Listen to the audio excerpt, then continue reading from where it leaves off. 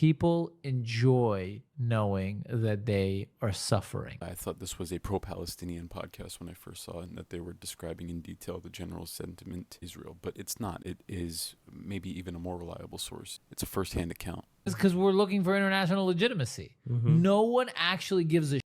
Zero people in Israel, if you go up to them and you're like, care if this baby in Gaza gets, they'll be like, I don't fucking. This is a popular podcast in our 51st state, and it's hosted by Naor Menninger and Eitan Weinstein. Something interesting that the Bald One touches on, it's that when you hear sympathy from a lot of politicians in Israel, it's looking for international legitimacy, because if they were open and proud about how they actually feel, it would look very bad. This can be seen perfectly in detail when Netanyahu gives public statements to the world. When he does it in English, it's a lot more sympathetic and even completely different from the one that he does in Hebrew.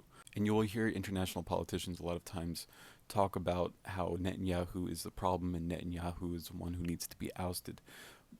But we can see that it's not the case, because when he gives broadcasts in Hebrew, like I said earlier, they're a lot more aggressive. And the reason that the peaceful rhetoric that he gives in English isn't enough is because they don't want to hear that. They want to hear something else, and that something else is the reason why Netanyahu is still in power. 20 people who care.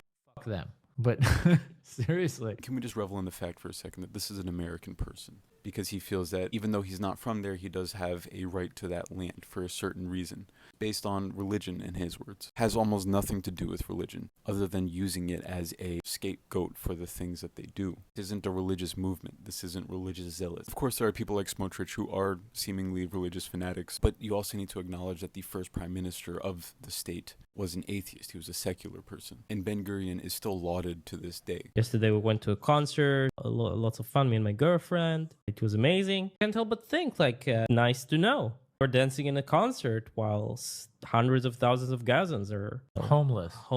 Sitting in a tent. I saw a comment on Reddit saying, who would listen to this? Who is the target audience even for this? This is a popular broadcast. Makes it even better.